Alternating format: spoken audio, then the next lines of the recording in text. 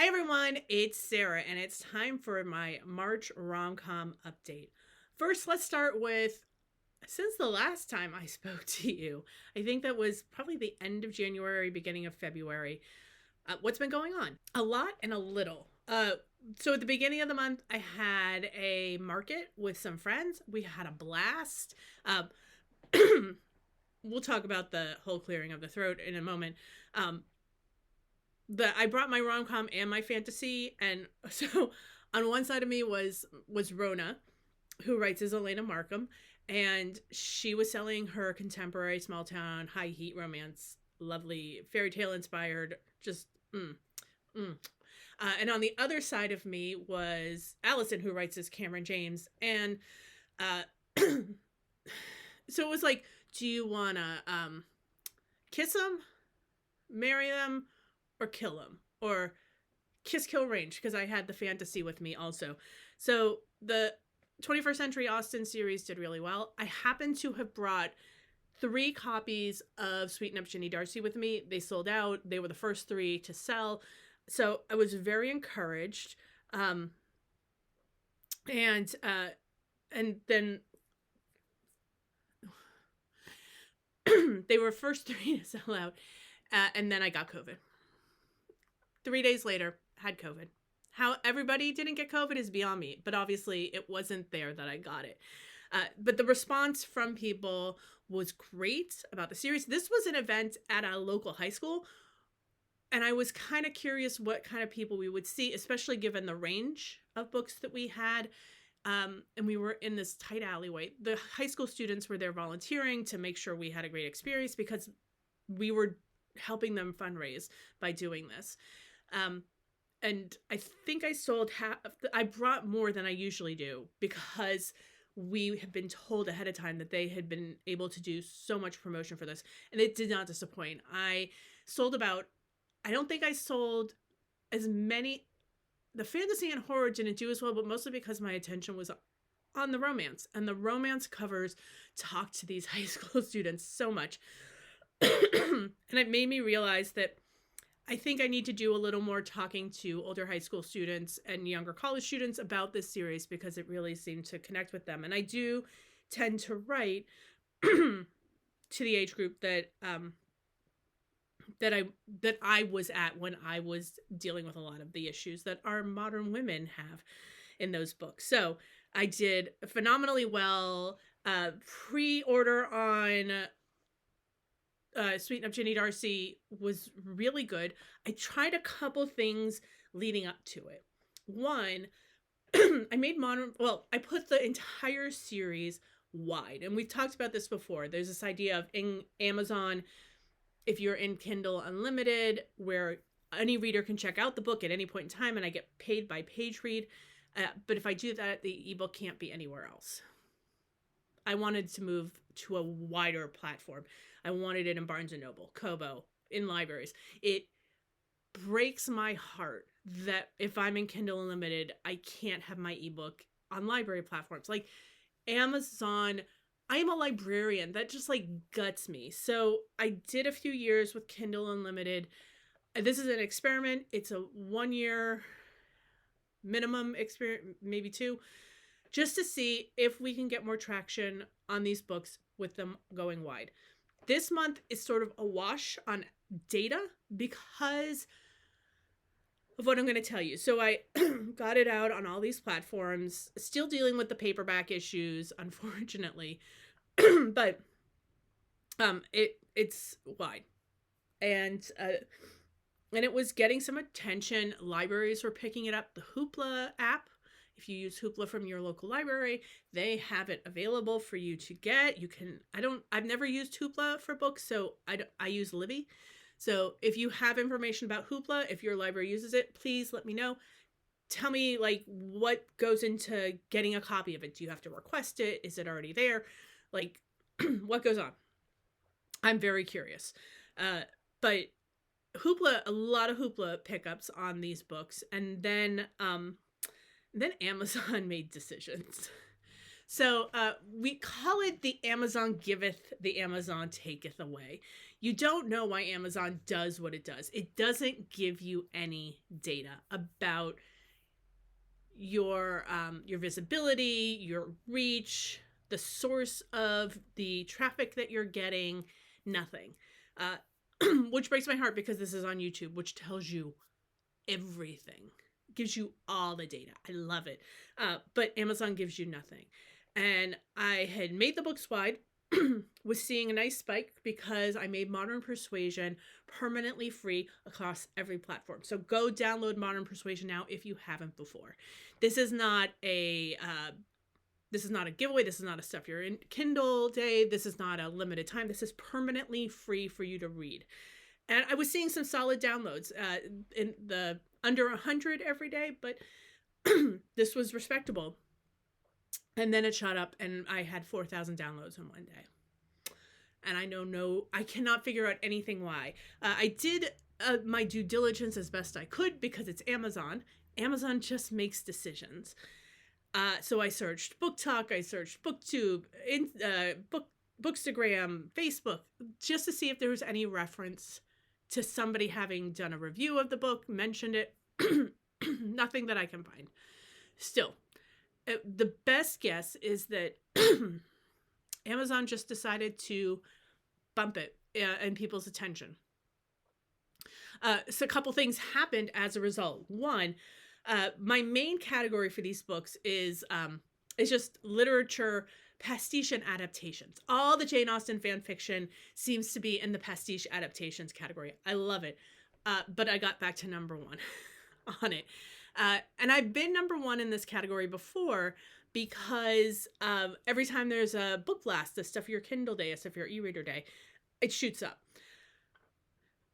Primarily because it's cute, it's modern. Like the Regency fans have read the Regency stuff in this category. They are already reading it. So when something like mine goes up and gets attention, yeah.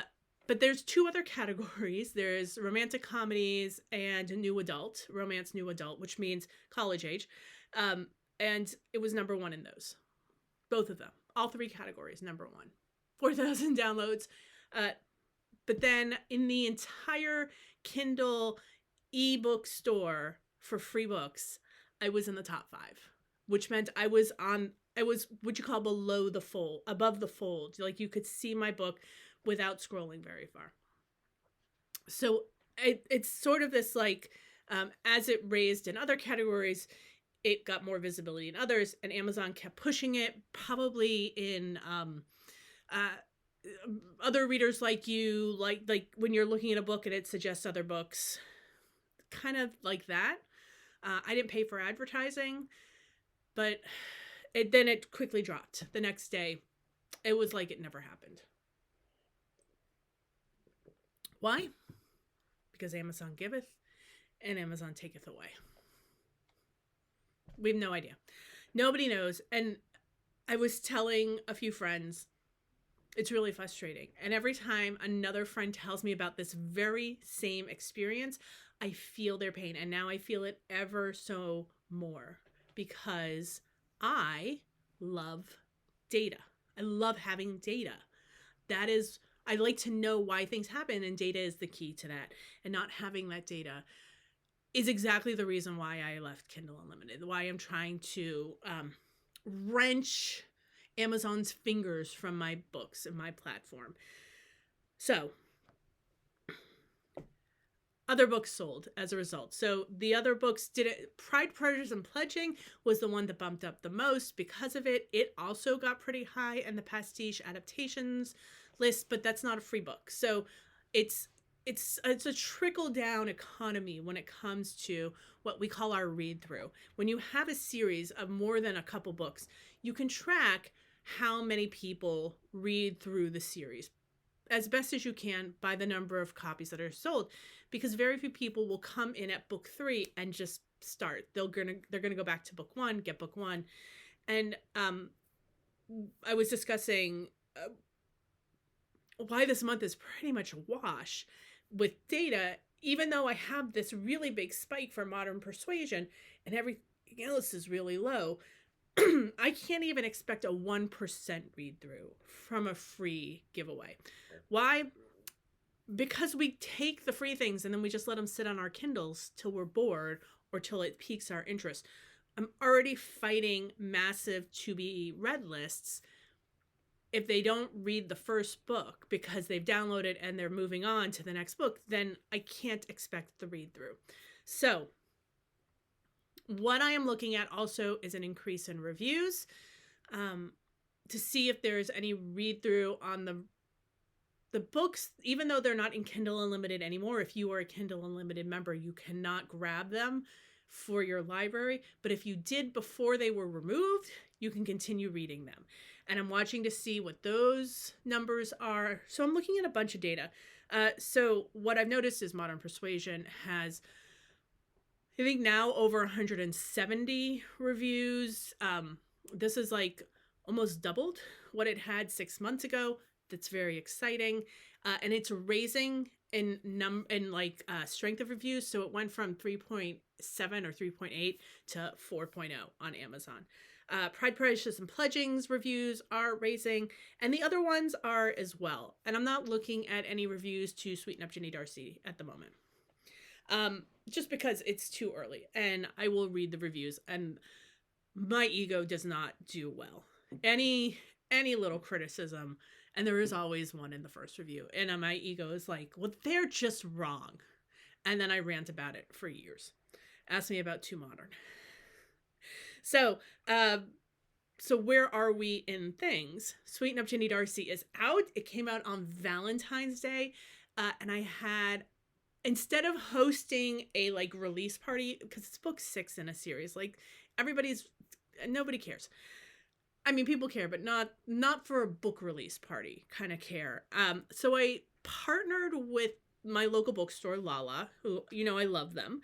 I love taking people to Lala when they come to town. I love going to Lala and spending time there. They did a Valentine's Day party. It was like Date Your Shelf. It was $5. It was a closed event. It was ticketed. You had to buy the ticket, and they had snacks, and they gave us a discount on everything in the store.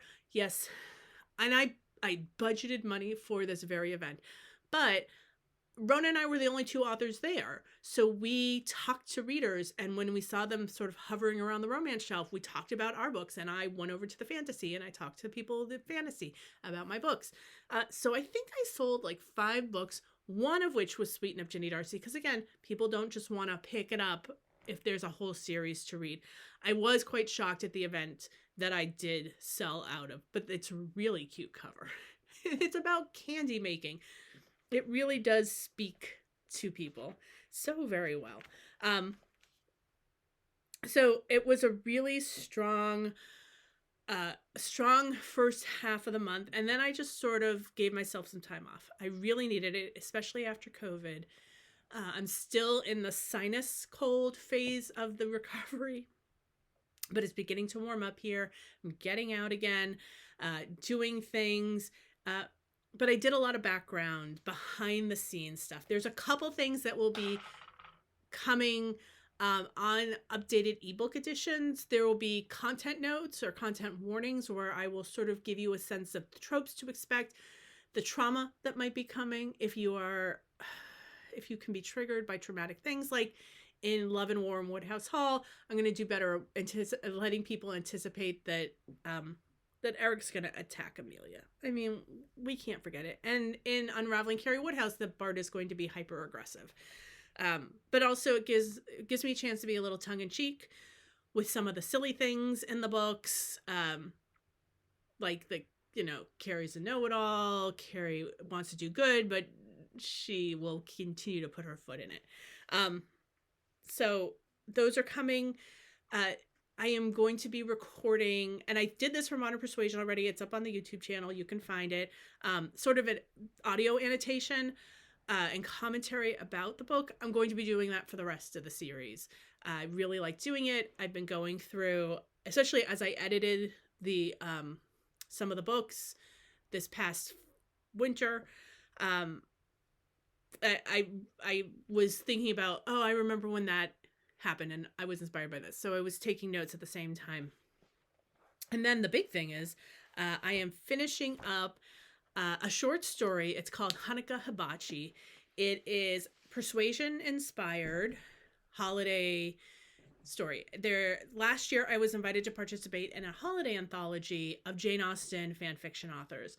And she was thrilled when I said I wasn't going to do Pride and Prejudice because everybody does Pride and Prejudice. I was going to do Persuasion. I love Persuasion. A Second Chance at Love is my dream, or at least for my characters. And I said I needed to do Hanukkah. I can't do Christmas. And she thought that'd be great because Hanukkah. And of course, I'm also doing a modernization because I will never ever write historical fiction. I don't have that patience for that type of research. It's just not going to happen. We will be fine without me writing historical. So modern, Persuasion, Hanukkah, like 3 things that will make this story stand out. And then I didn't like what I was writing. Didn't like it. Some people, the Patreon supporters, have read it. It just wasn't working. And I put it aside thinking I'll come back to it in January and do it for next year. The idea's already there. I just need time.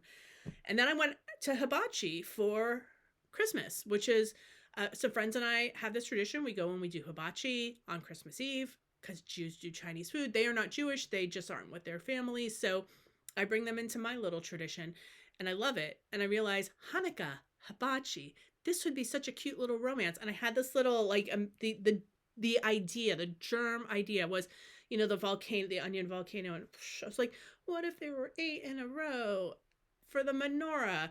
And then it all fell into place. And I had written it, the first draft, in a week. I've gone through and edited it. I need somebody to read it, to somebody who's not Jewish, to make sure I explain enough about Hanukkah that readers will understand the holiday, the parallel to the relationship that is getting a second chance, that I've given enough detail to the characters to understand the dynamic. But it's done. It was done before the end of January. I just had to do some things, and then I gave myself the month off in February, so I didn't touch it. But I added in a bit more about Hanukkah in February. When I talked to the editor, she's a English to Spanish translator for Jane Austen fan fiction. I wish I could afford her for Modern Persuasion. I can't. It's a pipe dream at this point to be able to afford a translation. It is what it is. But she said because she'll be translating all the stories into Spanish, I need to make sure that I give enough explanation about Hanukkah that non-English speaking non-Jews will get it. So I don't know enough about Spanish speaking countries to know if they have less experience with Jews than than American. I just don't know. So I added in more explanation. It's not going to hurt. And I had only written about 3,500 words, and she said I could go up to 5,000. So I have plenty of words. I think it's really great. I'm really excited about it. You will only get to read it if you join Patreon. So what's going on Patreon? Romancing Mr. Tilney starts on March 22nd. This is the book I wrote in October when I just couldn't wrap my head around citation needed anymore. And I wanted to write the dating reality show, Northanger Abbey modernization. I love it. It happened so fast.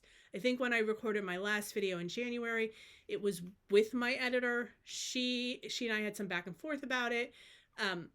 Came back to the proofreader last weekend, got it all scheduled on Patreon. It's a very short book for me.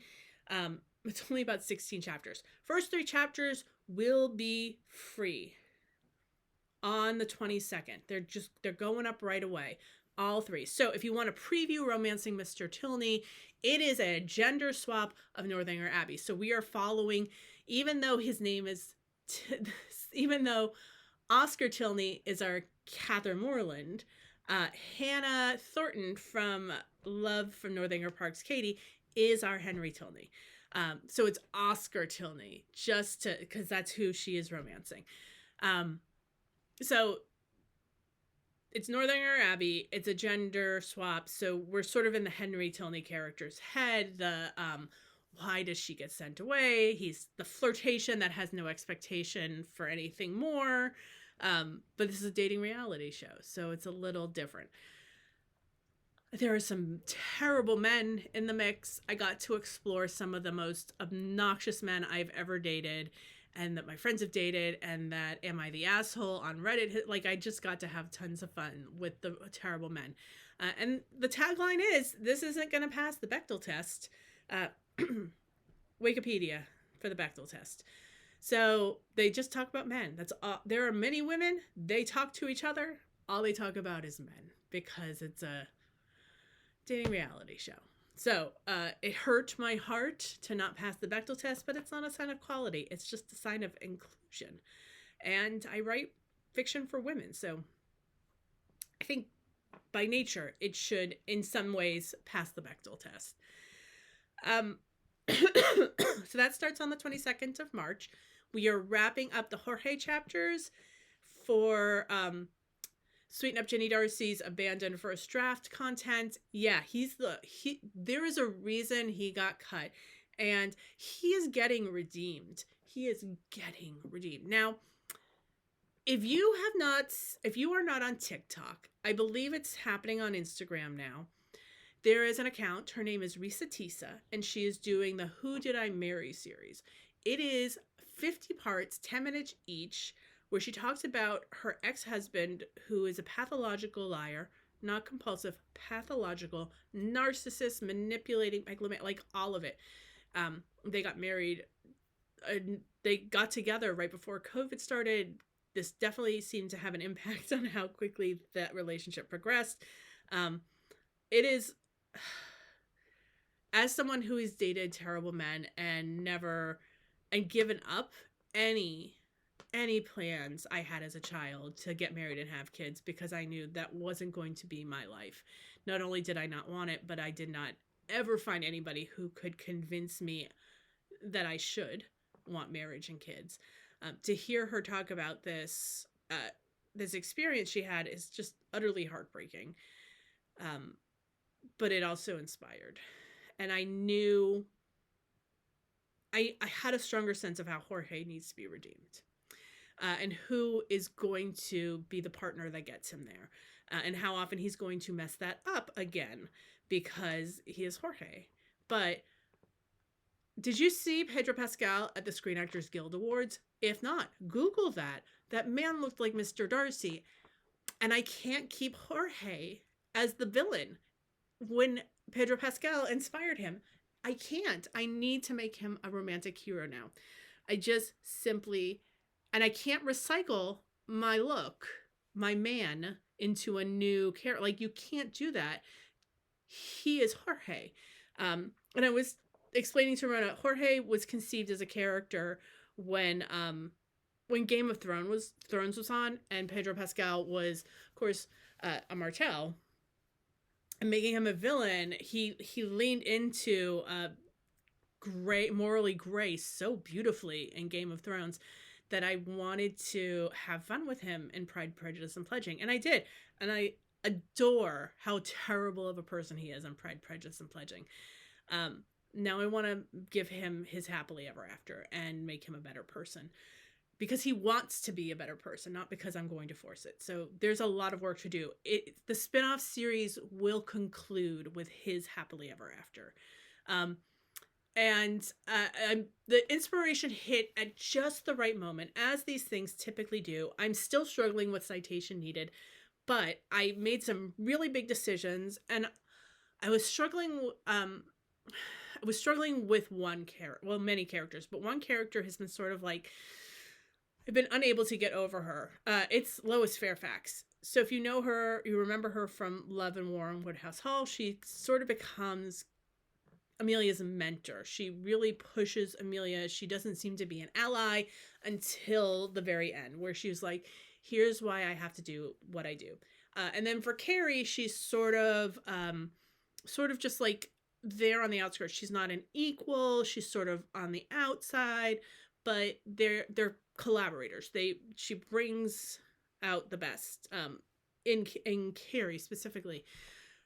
But for Penny and Citation Needed, she's the villain. And I really wanted to highlight that someone's hero is someone else's villain. And there are reasons. And I've been struggling with why Lois Fairfax disliked Penny so much, or did at the time, and why she was so adamant on persuading Mason to break up with Penny, which is remember, we're in a gender swap of Persuasion, so he is our Anne Elliot.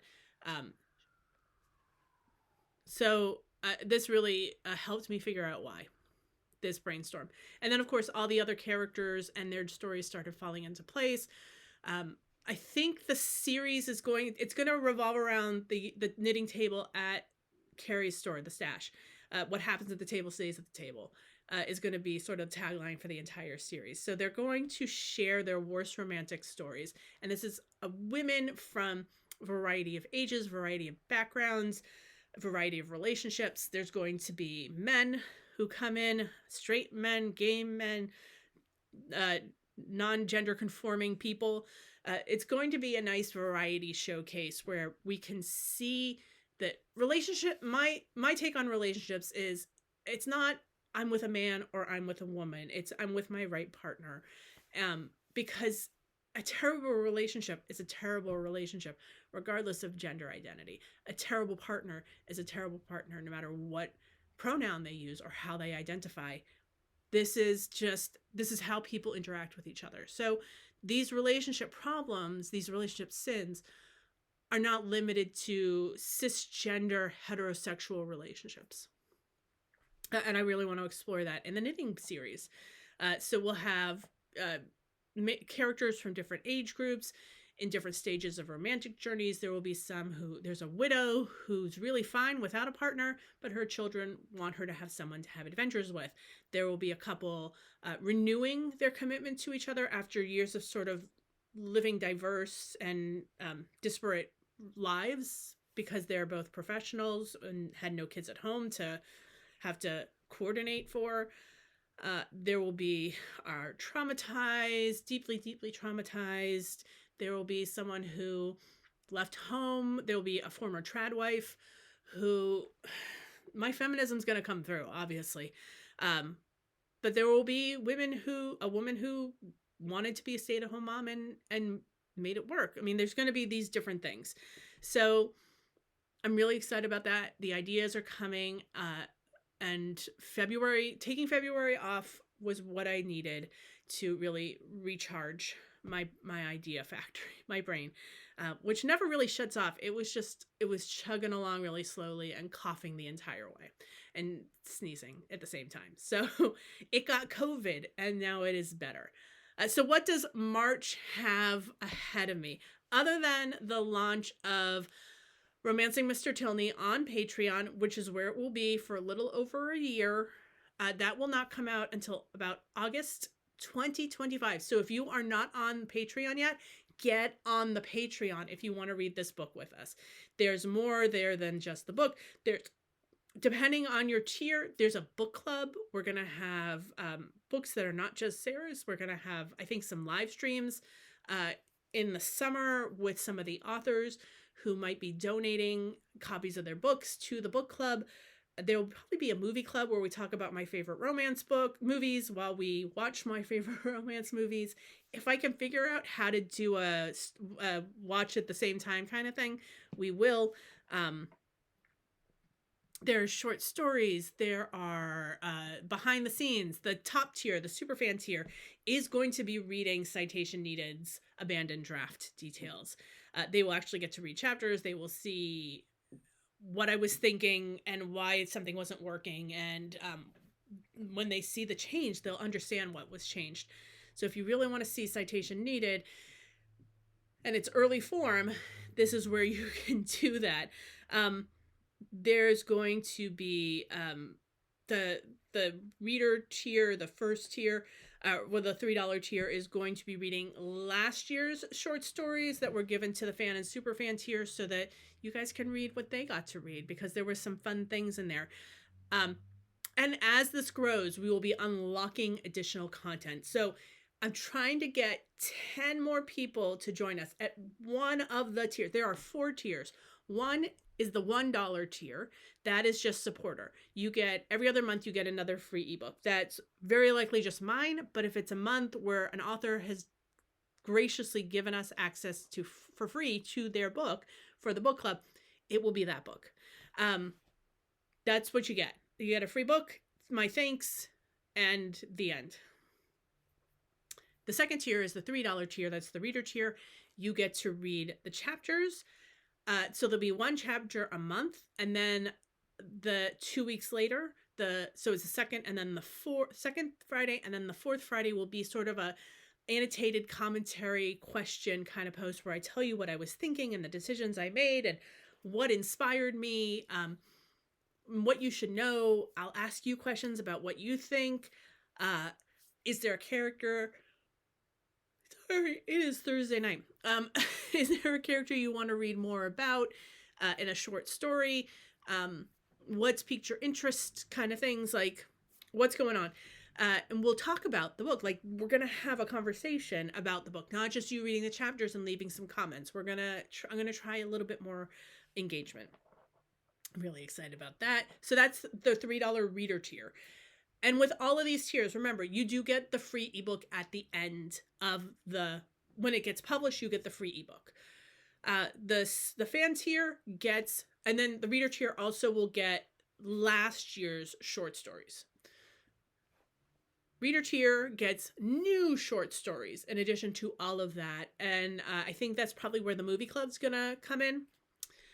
The book club will be open to everybody. You won't be able to comment unless you are a Patreon member. I don't think it allows you to just comment publicly. Definitely not public comments, but probably not if you've just like followed the Patreon. So Patreon does not let you comment publicly without joining. Even if you're just following without paying for a tier, I don't believe you can leave comments. So if you want to comment on the book club posts, you do need to pick a tier. Even if it's the $1 tier, that's fine. But the movie club kind of thing will probably be the reader tier. This will be the fan tier. The super fan tier, that's the $10 tier. Fan 5, reader 3, supporter 1. The super fan tier is going to get to read like tons of stuff. So if I can get 10 more supporters, we will unlock a couple of things over time. At this point, I'm not entirely positive what I want to unlock first. I think it's going to be what I call the Bad Date series. It'll be one a month for our romantic heroes. Frederick's Bad Date, Will, Adam, Ethan, Zach, Elliot, Oscar is coming eventually, and then Mason to bookend us. But you won't get Mason for a while and you won't actually get Oscar for a while because I am not going to spoil anything about this book before it is finished on Patreon. So there's just simply not going to be something you get till it's over. But those bad dates will be what we unlock first. Right now, we have unlocked the stupid haikus. So I am going to be posting monthly stupid haikus. There's I'm looking at the background of my computer. There's this line of photos for the stupid haikus.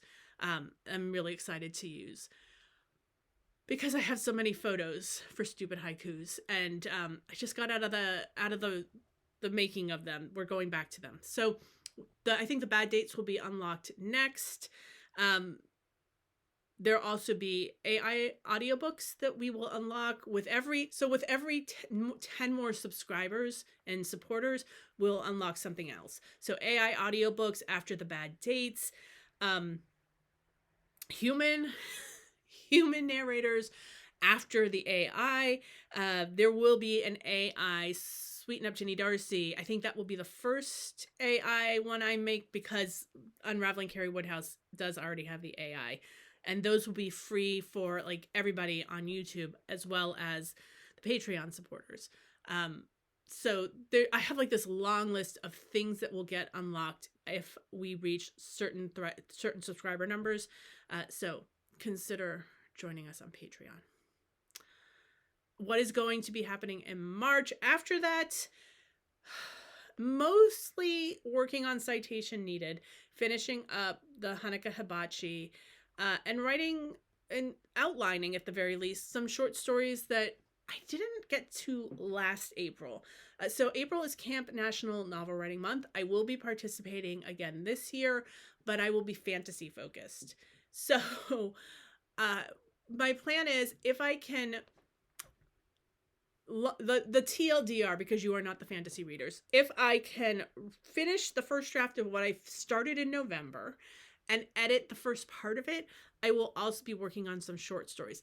It is very unlikely I will get to the short stories, but I do have a list of short stories, so I might be working on those this month, just to sort of get my brain back into action with writing, because I took the whole month off from writing. But citation needed really needs some love and attention, because I've sort of hit the ground running on a new draft. I really want to get back to that one too. So we'll see. But until then, until next month, and when I have another update for you, I hope you have a great March. I'll see you later.